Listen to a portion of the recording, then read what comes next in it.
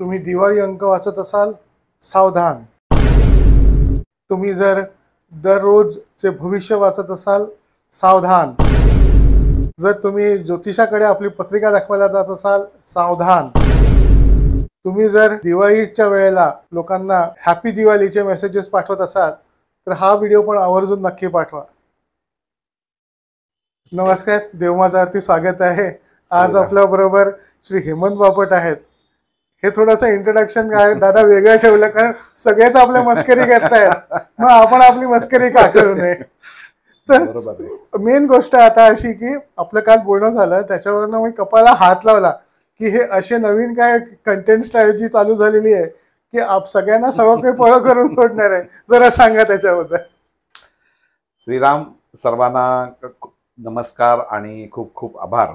इथं आता जसं सरांनी याच्यात सुरुवात केली की आता दिवाळी परवा आजपासूनच चालू झाली वसुबारस, आणि खूप दिवाळी अंक निघतात. आणि ह्या दिवाळी अंकामध्ये आपण लायब्ररीला होतो किंवा आपल्याला जे पाहिजे ते आपण अंक घेऊन येतो. काही जणांची आवड ही आरोग्याच्या दृष्टीने असते, काही जणांची 80% ज्योतिषशास्त्राच्या अनुषंगाने असते की वार्षिक ज्योतिष काय याच्या.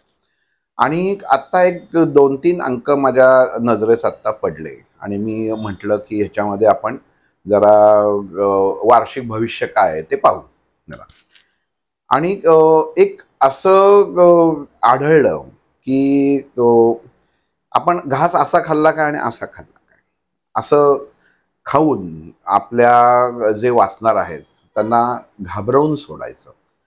म्हणजे आत्तापर्यंत दिवाळी अंक म्हणजे मला आश्चर्य असं वाटलं की काही दिवाळी अंक खरंच उत्तम प्रकारे अभ्यास असतो आणि त्या अभ्यासाच्या दृष्टिकोनातनं दिलेले असतात. आता मी असा म्हणजे एका ह्याच्यावरती त्या ज्योतिषांचं नाव आणि फोन नंबर होता. मी त्यांना फोन केला की तुमचे 12 राशींचं तुम्ही जे ज्योतिष लिहिलेलं आहे वर्षभराचा, हा ऑक्टोबर ते पुढचा ऑक्टोबर, तर म्हटलं 12 राशींना शस्त्रक्रिया तुम्ही लिहिलेली आहेत आणि सगळ्याच गोष्टी वाईट लिहिलेल्या आहेत. मग 13वी कुठली रास आहे का की ह्या आपल्या पृथ्वी तलावर उत्तम ज्याचं आहे, तर तुम्ही वाईटच का लिहिता. म्हणजे माझा म्हणाचा उद्देश असा असतो की दरी ही इथं समोर दरी ही माणसाला दिसत असते, मग त्यांनी तिथं जायचं की नाही हे त्यांनी ठरवायचं असतं. म्हणजे आपल्याला उडी मारायची का त्याच्यामध्ये तिथं जाऊन सेल्फी काढायची आणि मग पाय घसरून पडायचं आहे हे तिथे करत असतं. पण हा एक प्रकारची जी भीती टाकून ठेवतात ना, आणि असं लक्षात आलं की काही ग्रुप असे तयार झालेले आहेत की त्यांनी ह्यांच्या वार्षिक भविष्यांमध्ये साधारण अशाच पद्धतीने आपण लिखाण करायचं आणि त्यातनं मग नंतर व्यवसाय सगळ्यांचे चालू होतात. जसं आपण एखाद्या दवाखान्यात गेलो, पोट दुखत असतं, मग ते डॉक्टर पहिल्यांदा औषध देतात आणि मग ते म्हणतात आपण एक बघू, तासाभरानी 2 तासांनी किंवा उद्या या. मग दुसऱ्या दिवशी तुमची सोनोग्राफी केली जाते, मग ब्लड युरिन, म्हणजे लॅबवाल्यांचा बिझनेस होतो, सोनोग्राफीवाल्यांचा बिझनेस होतो, मग इंडोस्कोपीवाल्यांचा बिझनेस होतो, मग अजून त्याच्यातनं काही वेगळं असं होतं. आणि मग सगळं झाल्यानंतर कळतं की खाण्यामध्ये काहीतरी आलं होतं आणि पित्त वाढलं होतं. पण तोपर्यंत ह्या सगळ्या गोष्टी घडलेल्या असतात. आणि आत्ताची समाजातली मानसिक स्थिती इतकी कमजोर झालेली आहे आणि ह्याचा खूप हे चुकीचं आहे. कारण जर आता सांभाळलं नाही तर माझ्या मते 2026ला दिवाळीच्या वेळी काय मानसिक अवस्था लोकांच्या असतील आणि सायक्रॅट्रिस्ट किती असतील तर ते हे सांगता येणार नाही. मानसिक अवस्था, स्वतःच्या वरचा आत्मविश्वास नाही. त्यामुळं मला कुठं जायचंय हे आज लोकांना कळत नाही. म्हणजे माझ्याकडं सुद्धा काही जणांशी जसं आपण काही अडचण असेल, काही वेळ विचार येतात, तर त्यांना माझा पहिला ज्यांना झोप लागत नाही, हे लागत नाही, मी त्यांना विचारतो की तुम्हाला नक्की साध्य काय करायचं. त्यांच्याकडे उत्तर नसतं की मी इतक्या आत्ता मानसिक अवस्थेमध्ये गोंधळलेला आहे की मी काय करावं हे तुम्हीच सांगा. जर अशी अवस्था माणसाची वयाच्या 55 आणि 60व्या वर्षी येत असेल तर किती दुर्दैवाचा भाग आहे हा. येऊ शकते असं काही नाही, कारण 55 मध्ये आपण एक शारीरिक जर म्हटलं तर मेनोपॉज किंवा अँड्रोपॉज हा प्रकार असतो. पण ह्याचा तुम्ही माणसं विचार न करता तुम्ही सरळ ते माझे ग्रह खराब आहेत, अमुक आहे असं जोडलं जातं आणि त्याच्यामधनं स्वतःचा ऱ्हास केला जातो. दुसरी गोष्ट अशी आहे की ह्यांचं जे एक प्रकारचं सिंडिकेट बनलं जातं, मग त्याच्यातनं तुम्ही अमुक उपाय करा, तमुक उपाय करा. मग आत्ता आरोग्य थोडंसं राहील, म्हणजे ह्या आठवड्यामध्ये तुमचं आरोग्य उत्तम राहील आणि खाली द्यायचं की फक्त खाताना आणि वाहन चालवताना काळजी घ्यावी. म्हणजे काय होतं, माणसाच्या मनामध्ये शंकेची पाल टाकली. आत्ताची वैचारिकताच माणसांची इतकी कमजोर झाली की मनुष्याला मी घराबाहेर पडल्यानंतर परत घरी येईन का नाही इथपर्यंत शंका आत्ता असते. इतकं झालेलं आहे. आणि ह्याच्यात मुळात काय झालंय की एक उत्तम मार्ग सांगणारा शिक्षक नाही, गुरु नाही. मग ह्या माणसांची चूक नाही, आपण जाणार कुठं हा त्यांच्या पुढे मोठा प्रश्न असतो की आपण कुठं जावं नक्की. कारण आपण संस्थान आता बघत चाललोय की ज्याच्या जी संस्थानं उत्तम प्रकारे कार्य करत होती त्यातली कित्येक संस्थानं आता आर्थिक व्यवहारांमुळं हे झाले. म्हणजे माणसाची वैचारिकता डोलामय अवस्थेत झालेली आहे. पण ह्या अवस्थेत असताना किंवा ह्या अवस्थेत जेव्हा मनुष्य जातो तेव्हा आपलं मन स्थिर असणं गरजेचं आहे. त्यामुळं आता दिवाळीमध्ये जो आलेले आपण अंक घेता, तर माझं असं तुम्हाला एक सांगण्याचं हे आहे, मुख्य हेतू असा आहे की शेवटची पानं वाचू नका. आपण प्रत्येक राशीमध्ये जाऊन आपल्या राशीच्या अनुसार चांगलं असेल की मग तो अंक चांगला, आणि जो नसेल त्याच्या आपल्या विरुद्ध लिहिलेला असेल, थोडासा त्रास आहे, कष्ट आहे, पैसा जाईल, हे नाही, तर ह्या गोष्टी ज्या आहेत ना तर ह्याच्या पाठीमागं जाता कामा नये. कारण हे एक आता प्रकारचं चालू असलेलं षडयंत्र आहे असं एक त्याचा एक 2-4 दिवस अभ्यास केला की हे नक्की खूपच मोठं आहे आणि तुम्ही याचा अनुभव आता घ्यालच. की दादा याच्यामध्ये एक सांगा ना की असं काय आहे की प्रत्येक जे अंक आहेत त्यांच्यामध्ये सिमिलॅरिटी काय आहे, का आहे? कारण कित्येकदा मला हा प्रश्न पडतो की ज्योतिष आहे, वेगळे वेगळे इंटरप्रिटेशन वेगळे वेगळे करतात, पण हे जेव्हा गोष्टी मांडल्या जातात, समजा पंचांग आहेत, पंचांगामध्ये किंवा कुठली साडी घालायची आहे नवरात्रीच्या वेळेला, हे सगळ्यांचं एकच का असतं? नाही, सगळ्यांचं एक असतं. म्हणजे कसं आहे की आता सूर्य जर घेतला, आता अंकांनी घेऊ आपण एक अंक, तर एक अंक हा रवीचा अंक, सूर्याचा अंक आहे की ज्याचं वर्ण म्हणजे जो आहे हा श्वेत वर्ण आहे, पांढरा वर्ण आहे. मग ते गणित सगळीकडे ते वापरलं जातं आणि त्या अनुषंगाने मग ती मांडणी केली जाते. वास्तविक ह्याला शास्त्राचा आधार जर तुम्ही शोधाचा प्रयत्न केलात तर नाहीये. म्हणजे न्यूमरोलॉजी हा एक वेगळा विषय आहे. आणि जसं साड्या, जसं आपण आता नवरात्र येऊन गेल्या की आता खूप वर्षापासून आता हे बघतोय की अमुक आज हा रंग, आज तो रंग, आज तो रंग, तर ते तसं नाहीये. कारण ज्यांचे आपण पहिल्यापासून आपल्या घरात आजी, आई ज्यांची वय 65-70च्या पुढं आहेत, तर त्यांनी पहिल्यापासून जेव्हा ही नवरात्र साजरी केली त्यांना कुठं काही अशा भानगडी नव्हत्या त्याला. हे नंतर आलेलं आपण जे म्हणतो ना की एक प्रकारचं लोण आहे की अशा प्रकारे असावं किंवा अशा प्रकारे सादर करावं. तर ते जसं आता माणसं जगाचं लाईफस्टाईल बदलली आहे तसं आता ती परमेश्वराची, भगवंताची पण लाईफस्टाईल बदलली असं म्हणायला हरकत नाही की ह्या अनुषंगाने चालू आहे. म्हणूनच कायम ह्या गोष्टी खूप महत्त्वाच्या असतात की आपलं कुलदैवत हेच महत्त्वाचं. कारण तिथं ह्या गोष्टी तुम्हाला बघायला मिळणार नाही. पण तिथं तुम्हाला जे शास्त्रशुद्ध ज्या गोष्टी असतात ना त्याच त्या तुम्हाला तिथं बघायला मिळतात. आणि जसं सांगितलं की आता 2025-26 काही एक आपण पॉडकास्ट ज्याच्यामध्ये आले की काही ग्रहांच्या युती अशा आहेत म्हणजे पहिल्यांदा झालं की 2024, मग तो 6 आकडा येतो. मग आता आपण आत्ता 25 मध्ये आहोत, 7 आकडा येतो. मग आता 2026 हा 8 म्हणजे शनीचा आकडा येतो. मग आता त्याच्यामध्ये खूप मोठं प्रलय होणार वगैरे सगळं. ह्या ज्या सगळ्या गोष्टी आहेत ना, या सगळ्या गोष्टी भौगोलिक शास्त्राशी निगडीत आहेत. आणि दुसरी गोष्ट, ग्रहांच्या ज्या युती आहेत, म्हणजे मंगळ, शनी आणि गुरु ह्या 3 ग्रहांच्या ज्या युती आहेत, तर ह्या युतींमुळं थोडासा फरक हा पडणार. पण तो काय एकावर पडणार नाही. पडणार तर सगळ्यांवरतीच पडणार. पण तुम्ही तो कुठल्या नजर अंदाजाने बघणार आहात, हा सगळ्यात भाग महत्वाचा आहे. आणि इथं मी कायम म्हणजे एक उदाहरण तुम्हाला थोडंसं चुकीचं वाटेल, म्हणजे ह्या आपण स्वाध्यायाचा विचार करतोय पण चुकीचं वाटेल, की हे जे मद्य विक्री करतात, ह्यांना कुठल्याच ग्रहांचा प्रॉब्लेम होत नाही. ह्यांचं कुठेही चालू करा, त्यांचा धंदा हा फुल असतो. आज तुम्ही जाऊन रेस्टॉरंट्स बघा, 2च ठिकाणी गर्दी आज तुम्हाला सापडेल.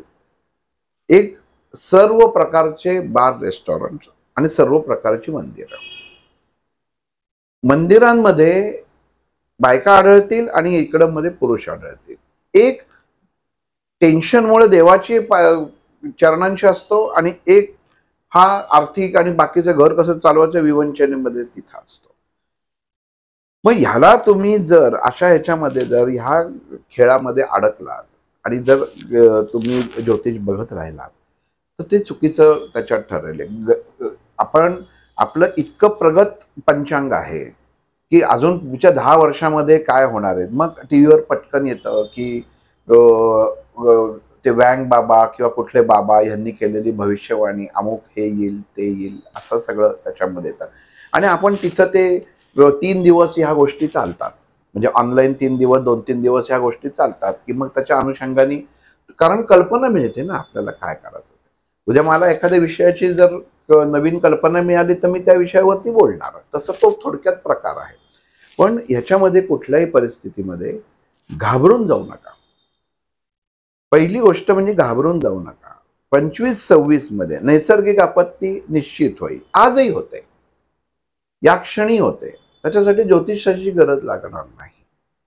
आज पाऊस इथं जास्त झाला, आज महाराष्ट्रामध्ये कधी नाही तो पाऊस झाला, मग तिथं अमुक खराब होतं, मग त्याच्यात असं होतं. ह्या गोष्टी सगळ्या तुमच्या आपल्या नक्षत्रांवरती अवलंबून असतात आणि भौगोलिक स्थितीवरती अवलंबून असतात. तर ह्याचा भौगोलिक स्थितीचा अभ्यास करणं खूप गरजेचं आहे, की इथं तुम्ही फक्त ज्योतिषशास्त्राच्या अनुषंगाने करू नका. आणि याच्यात आपल्याला एखादी भयावह अवस्था आपण त्याच्यामध्ये बघतो.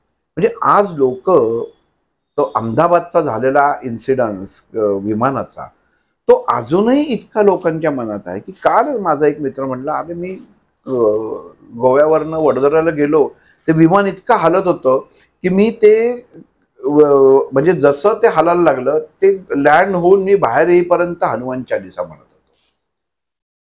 आता मला तुम्ही सांगा, परमेश्वराला ओलीस ठेवणं नाही का म्हणता येणार?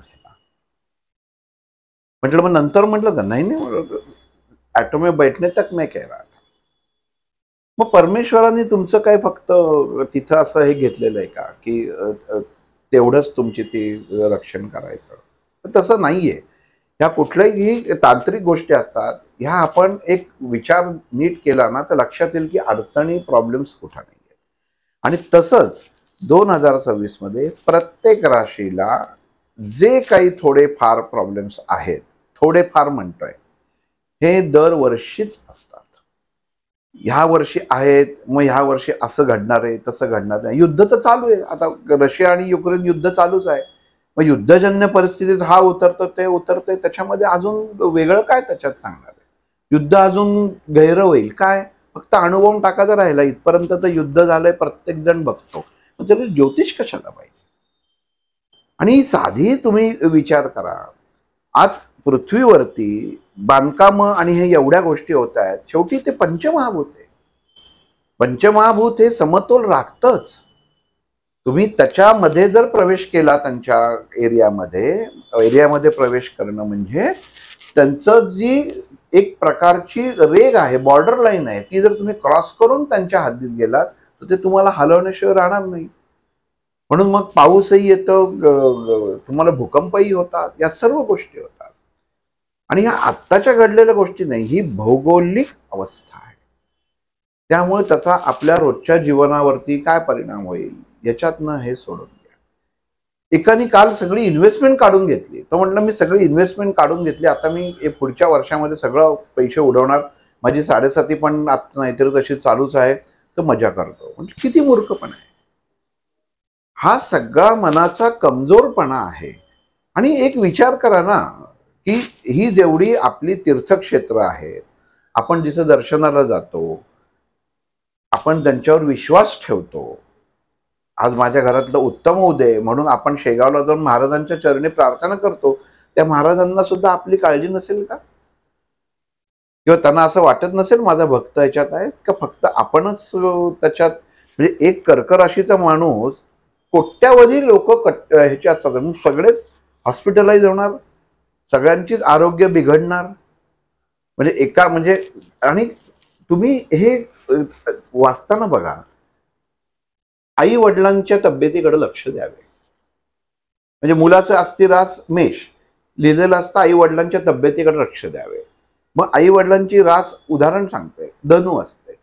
मग ते धनु असते ना, किंवा आपण जाऊन ते धनुमध्ये बघतो की आईबाबांचं कसं काय भविष्य आहे ते बघू त्याच्यात. आणि मग त्याच्यामध्ये पाल्याच्या हालचालींवरती लक्ष ठेवावे. म्हणजे ह्या कशा गोष्टी बसवतात, मी हे तुम्हाला सांगतोय की ही कशी पद्धत आहे तुम्हाला विकनेस करायची.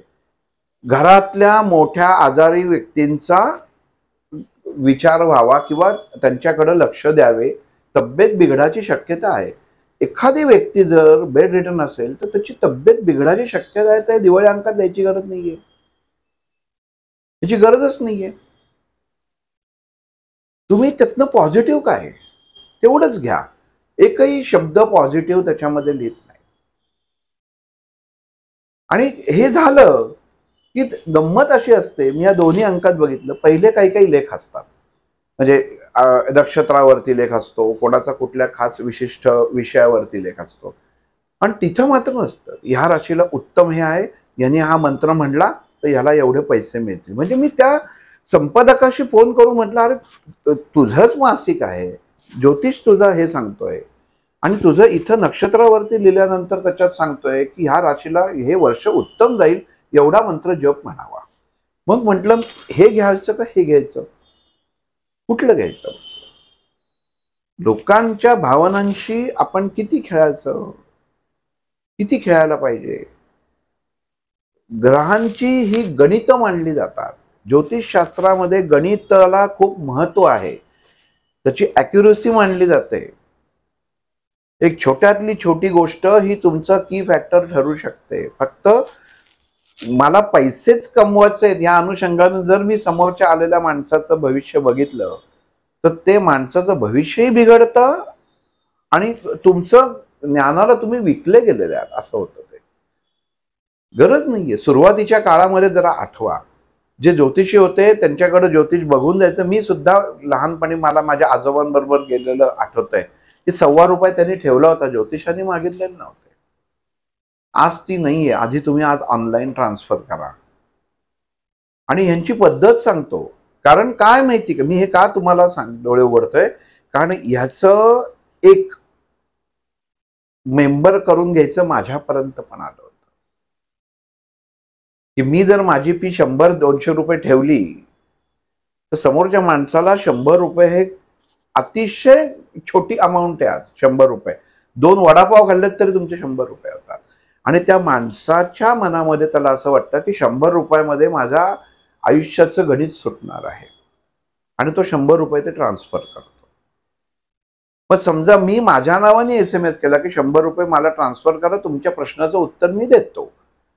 मग तुम्ही ते ट्रान्सफर करता, असे 1000 माणसं मला ट्रान्सफर करतात, तेव्हा तुम्ही 1000 गुणिले 100 किंवा 50,000 गुणिले 100 केलं तर माझ्या खात्यात किती पैसे आले. आणि एक उत्तर जर मी लिहिलं आणि तेच उत्तर मी सगळ्यांना पाठवलं तर तुम्हाला काय कळणार आहे? तुमचे दिवस 8 दिवसात बदलतील.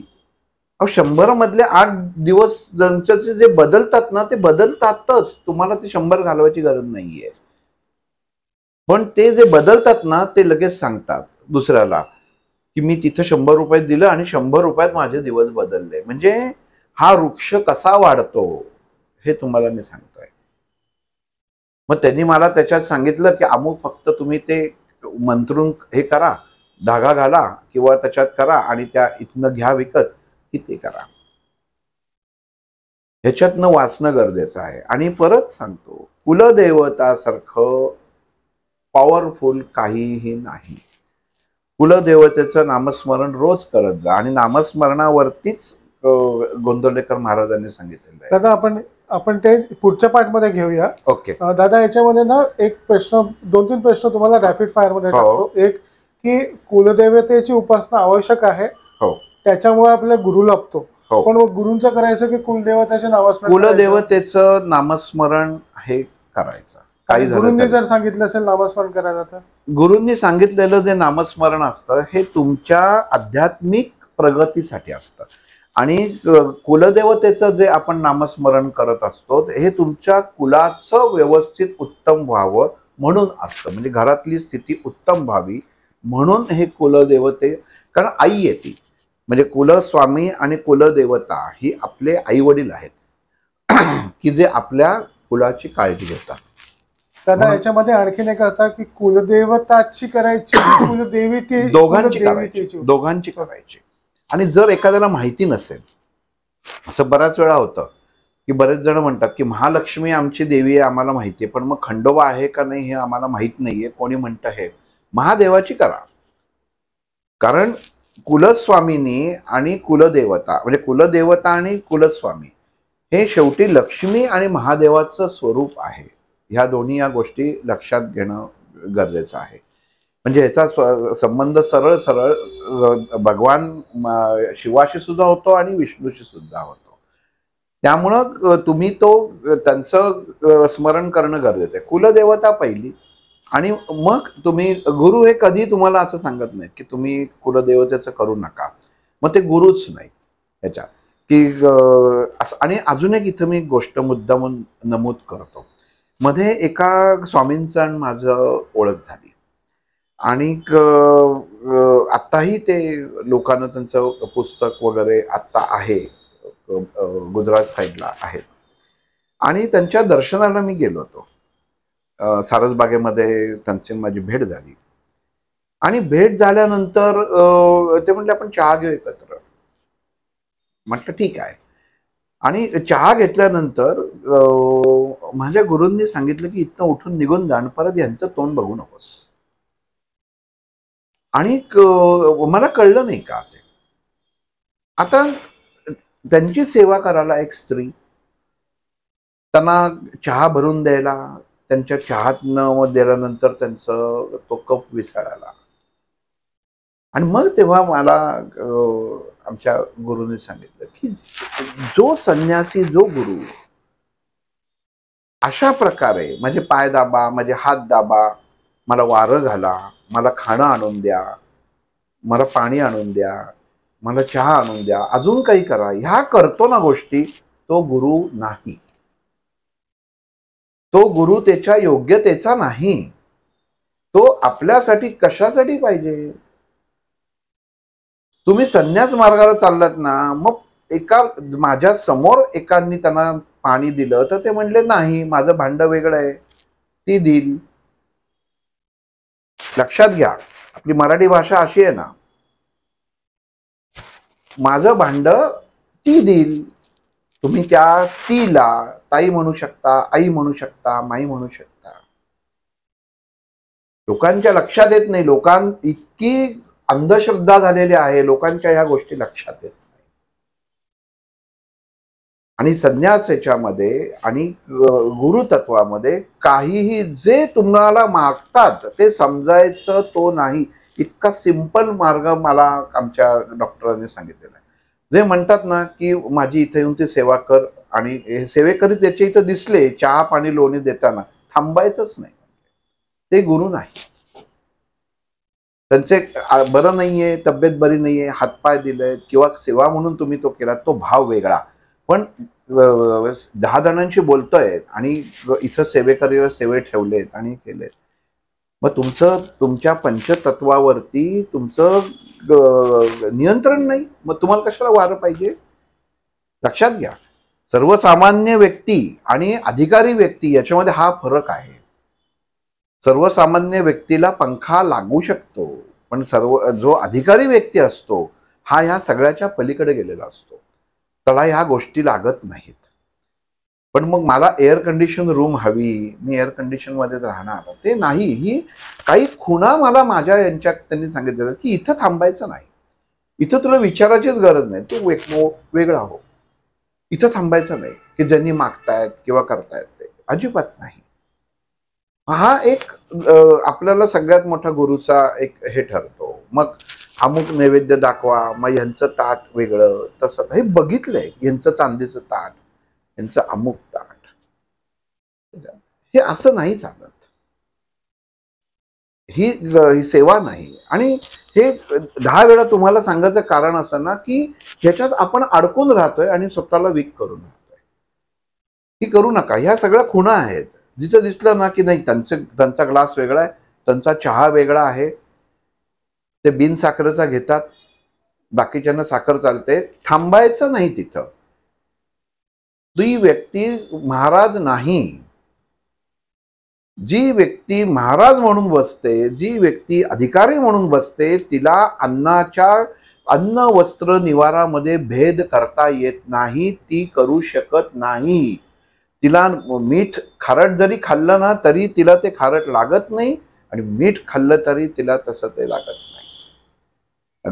गुळ खाल्ला तरी गोड लागत नाही. दादा, याच्यावरून मला आठवतं की मी असे काही व्यक्ती बघितलेले की त्यांना तुम्ही त्या घरी आपल्या घरी आले तर आपण पंचपक्वान्न सगळे बनवतो, श्रीखंड असतं, पुरी, भात, भाजी, हे सगळं एकत्र करतात, गोळा करतात आणि खातात. तो काला करतात आणि ते खातात. आणि म्हणजे त्याचं मी त्यांना एक असंच विचारलेलं का, तर सांगितलं की एका कुठली गोष्ट मला आवडली, ती माझ्याकडनं चूक अपराध घडतो, मी सगळं एकत्र काढून खाल्ल्यानंतर मला त्याचा स्वाद येत नाही.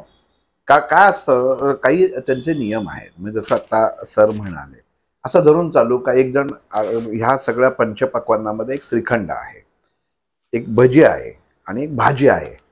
आता त्यांना जर ते भजं आवडलं तर त्यांच्या मनामध्ये ती इच्छा उत्पन्न होते की मी परत भजं मागून खाईन. पण जेव्हा हे एकत्र, ज्याला काला म्हणतात, गंमत बघा शब्द, म्हणजे काय आपली संस्कृती इतकी उत्तम आहे. हे संन्यासांनी ठेवायचीच गरज नाही. हे भगवान श्रीकृष्णाने बालपणी केलंय. तुझं माझं नाही, तुला ह्याची ओढ नको, ह्याच्या घरातलं सुंदर लोणी आहे, ह्याच्या घरातलं सुंदर दही आहे, ह्याच्या घरातलं सुंदर पोह आहे, काला करू आपण, म्हणजे कोणाचंच काही नाही, सगळंच एक करू आपण आणि आपण वाटून खाऊ. म्हणजे श्रीकृष्णाने लहानपणीची त्याची लीला आहे. आणि आता हे याच्यामध्ये का, तर कुठल्या गोष्टीमध्ये मोह होऊ नये, मोहामध्ये अडकू नये म्हणून तो काला केला जातो. त्यांचं भांडं पण छोटं असतं, त्या भांड्यामध्ये घेऊन खातात. आणि बऱ्याच ठिकाणी असं आहे ना की ते भांडं भरता कामा नये. म्हणजे अर्ध भांडं असतं आणि त्याच्यामध्ये 5 बोटं, म्हणजे ही असं एखादं बोट बाहेर काढलं तर 5 बोटं खातात, त्याचा गोळा करतात आणि ते खातात. त्याला तर ही खायची पद्धत आहे. म्हणजे ती असं खात नाहीत, तर असं खातात पूर्ण. तर ह्या काही संन्यासांच्या किंवा आपल्याकडं ज्या येणार आहेत त्यांच्या ह्या गोष्टी असतात. आणि त्यांना कधी तुम्ही हे करू नये, म्हणजे आग्रह करू नये की अमुक घ्या, तमुक घ्या. कारण जशी त्यांना एखाद्या गोष्टीची तुम्ही जर मोहात टाकलात तर त्याच्या कर्माला तुम्ही कारण ठरता, त्यांच्या मोहाला हे तुम्ही कारण ठरता. कारण भगवद्गीतेत सांगितलेलं आहे की एखाद्याला आपण आग्रह करू तर घरी येतो मनुष्य, की अरे घे रे, अजून एक घे, अजून एक थोडीशी बासुंदी अजून घे, आग्रह करतो. आता ह्याच्यामध्ये वाईट काय का काही गोष्ट, काही सासूनी जर जावयाला आग्रह केला की अजून एक घ्यावं, एक बासुंदी, आता काही होत नाही, आता झोपा आणि जा, ह्याच्यात तुम्हाला कुठली कृती इतकी साधी सोपी आहे, पण शास्त्रामध्ये ह्याला दोष दिलाय. शास्त्रामध्ये सांगितले पहिली ढेकर आली, अन्न घ्यायचं थांबवा. प्रत्येक मनुष्याला जेवताना ढेकर येते. पहिली आली, पोटाने अलार्मिंग दिलेलं आहे की अन्न थांबवा. आणि दुसरी ढेकर आल्यानंतर हात धुतलेच पाहिजेत, म्हणजे पूर्णच थांबलं पाहिजे. तिथं जर आपण आग्रह केला तर त्याचं वाईट कर्माचं फळ त्या वाढणाऱ्याच्या नशिबात येतं बघा. म्हणजे ती सासूबाई त्या चांगल्या भावनेने वाढत असतात की आपला जावई आहे, पण कर्म त्याला सांगतं की नाही, कोणालाही आग्रह करू नये. मग गजानन महाराजांच्या पोथीत पण आहे बघा, दुसऱ्याच अध्यायात आहे. सगळेजण आग्रह करतात त्यांना, पेढे लाडू हे श्रीखंड पुरी भाजी सगळं घेऊन येतात. महाराज सगळं घेतात, सगळं खातात आणि सगळ्याची उलटी काढतात आणि तीच उलटी परत खातात. बोध हा आहे, आग्रह करू नये. जेवढं अग्नी आहे स्वाध्यायामध्ये, आपण एखाद्या आश्रमात जातो, आश्रमात गेल्यावर तुमच्या लक्षात येईल की तुम्हाला थोडं थोडं वाढलं जातं. हे तुमच्या देहाला अग्नी किती पाहिजे. तुम्ही घरामध्ये एखादं कुठला जर याग करत असाल, काही करत असाल आणि त्याला संविधा आणून ठेवतात, तर ते तूप तुम्ही जर सगळं एकदम आणि जर संविधा सगळ्या जर त्या अग्नीत टाकल्यात तर तो अग्नी पेटणार नाही, तर तो विझणार आहे. मग समर्थांनी सांगितलंय, उदर भरण नोहे जाणी जाणते यज्ञ कर्म. समर्थांनी का सांगितलंय, मग जेवाच्या अगोदर आपल्याला ही प्रार्थना करायची आहे की बाळा आता तू जे जेवणार आहेस ना, हे जेवण नाहीये, यज्ञाचं कर्म आहे. तुझ्या देहामध्ये जो अग्नी पेटलेला आहे आणि त्या अग्नीला शमवण्या एवढंच आणि त्या अग्नीला भडकवण्या एवढंच दोन्ही गोष्टी आहेत. पित्ताचं शमन म्हणजे अग्नीत आला, म्हणजे पाहिजे तेवढंच मोजून सरपण म्हणजे जेवण टू घे. जाण ते यज्ञ कर्म, यज्ञाचं कर्म आहे. कमी घातलंच तरी उपयोग नाहीये आणि जास्त घातलं तरी उपयोग नाहीये, म्हणून नियंत्रित हवं. म्हणून आपण लग्नामध्ये जेवताना वदनी कवल घेतात, नाम घ्या श्री हरीचे जे म्हणतो ना, ते ह्याच्यासाठी म्हणतो. आपल्याला कळलं पाहिजे, आपल्या जीवनात रोजचा हा स्वाध्याय पाहिजे. घरात बसलो, आलो घरात, ताट वाढून घेतलं, बसलो जेवायला, मग जाणीचे यज्ञ कर्म येतच नाही डोक्यात, कारण मेंदूला विसरून जातो. मग येऊ दे सगळं, हे येऊ दे, ते येऊ दे. मग स्वाध्याय तुम्हाला तिथं काय शिकवत आहे. मग तुम्ही जेव्हा आश्रमात जाता तेव्हा आश्रमामध्ये तुम्हाला तिथं असं नसतं झालं जेवण की उठून जा, नाही. सगळ्या गोष्टी स्वतःच्या स्वतः करायला लागतात. अन्न टाकता येत नाही, पक्ष्यांना घालायचं अन्न वेगळं असतं. म्हणून ह्याच्यामध्ये आपल्याला, आपण जे सेवा करायला जायला आहे ना, माझं स्पष्ट मत आहे आणि आमचे डॉक्टरही कायम सांगायचे, हे जे तुम्ही इकडं ह्या गोष्टीमध्ये इथं वाया घालवता ना वेळ, इकडं उत्सवाला ह्या मठात जाऊन त्याच्यामध्ये जाऊन, त्याच्यापेक्षा जाऊन नर्मदे काठी एका आश्रमात सेवेला जा. हजारो आश्रम आहेत, कुठल्या आश्रमात जाऊ हा प्रश्न सुद्धा येऊ शकतो. तुम्ही कुठे गेलात, हजारो आश्रम आहेत. जो दिसला, मला एक जण मित्र कायम म्हणायचा, आळंदीला त्यांचं हे चालू होतं, म्हणजे त्यांचं संचालक मंडळाचं, की माझं काम होईल का रे, मला माऊलींची सेवा करायची, माझं काम होईल का माऊलींची सेवा करायची. म्हटलं इथनं एक झाडू घेऊन जा ना, झाडू घेऊन जा, मंदिर झाडायला लाग, झाली सेवा सुरू माऊलींची. त्याच्यासाठी त्या बोर्डावरती नाव कशासाठी पाहिजे, म्हणजे बोर्डावर नाव पाहिजे का सेवा करायची आहे. मग माझं स्पष्ट मत आहे, बघा बरं किती जण जातात. मग गेलात ना तुम्ही मठामध्ये, तर जाताना एक फडकं घेऊन जा, तिथलं जे बार आहे ते आहेत, कोणी लोक चालत ना, थांबा थांबा, सगळं पुसून घेतं म्हणून घ्या बरं पुसून, बघा बरं तुम्हाला जमतं का, होतं का.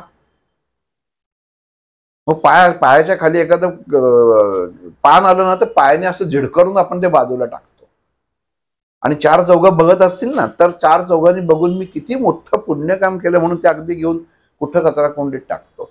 तो बघत असतो ना की भाव काय याच्या मनात. हे सांगायचं आहे म्हणजे समजून घ्या, परमेश्वर हा डोळे मिटून केलेला नसतो तुमच्या प्रत्येक कृतीवर. जर म्हणतातच की कुठलं पानच हालत नाही त्या भगवंताच्या इच्छेशिवाय, तर ही कृती पण त्याच्यामध्ये असते. मग सेवा करायला असं करा. माझा शनी खराब आहे, बस शनी महाराजांच्या मंदिरात जाऊन, खराब आहे ना, शनीची सेवा करायची ना. मग घरात जप करता, हातात निलम घालता, अमुक घालता, ते घालताना त्या मंदिरात जा आणि त्या मंदिरात गेल्यानंतर तिथं सेवा करा. कुठल्याही मंदिरात जा, तिथं सेवा करा. पण हे जर तुम्हाला जमलं नाही तर मग ग्रह तारे हे मग तुम्हाला त्रास देतात. कारण काय आहे की तुम्ही मनाने निर्बल आहात, तुम्ही त्याच्यात अडकून बसता. म्हणून तुम्हाला हे ज्योतिषी लागतात, म्हणून तुम्हाला ह्या सगळ्या गोष्टी लागतात की माझं काय आहे आणि माझं काय नाही. काही नाही, सेवा करा. ज्योतिषाचा जर तुम्हाला आपला दोष काढायचा तर तो गणितीने काढायला लागतो. भास्कराचार्यांनी गणित उगाच मांडून ठेवलंय का? कधी पत्रिकेत आपण, कधी तुम्ही स्वतःची उघडा, अक्षांश रेखांश कधी बघतो का आपण? कायम उजवीकडं माझी रास मेष, माझं हे मी अमुक आहे, माझा मागचा जन्म हे, मग मागच्या जन्मी मी साप होते. हो का? अगं तू साप होतीस का? मी माकड होते. हे चर्चा. मग बरोबर आहे, तू अशीच वागणार. कुठे अध्यात्म जगतोय कुठं? आणि मग या छोट्या गोष्टींसाठी त्याच्यामुळे आधी ठरवा ना, मी काय जगतोय. बघा तुम्हाला उत्तर सापडतं का? मी काय जगतोय हे जर तुम्हाला सापडलं नाही ना, तर याच्यासाठी तुमच्यासारखे दुर्दैवी मनुष्य नाही. आणि कधीही पहिले लक्षात ठेवा, ज्योतिषाला फोन करण्या अगोदर स्वतःच हे करणार. रामाला वनवासात जायला लागलं, सीतेला कैदेत राहायला लागलं, कृष्णाला जन्मताच मृत्यूचं भय होतं, जन्मापासून कृष्णाला मृत्यूचं भय होतं. या सगळ्यांना त्रास भोगायला लागलेला आहे. रामकृष्ण परमहंसांना कॅन्सर सारख्या व्याधीला सामोरं जायला लागलेलं आहे. स्वामी विवेकानंद यांनी सर्व ज्ञान प्राप्त करून कमी वयात त्यांचा मृत्यू आलेला आहे, त्यांचा हसत स्वीकारलेला आहे. या सर्व गोष्टी डोळ्यासमोर आणा आणि असं करा की यांच्यापेक्षा गंभीर समस्या आपल्या आहेत. त्यामुळं ह्याच्यावरती विचार व्हावा आणि सर्वांनी दिवाळी उत्तम प्रकारे साजरी करावी. सर्वांना दीपावलीच्या खूप खूप शुभेच्छा. श्रीराम.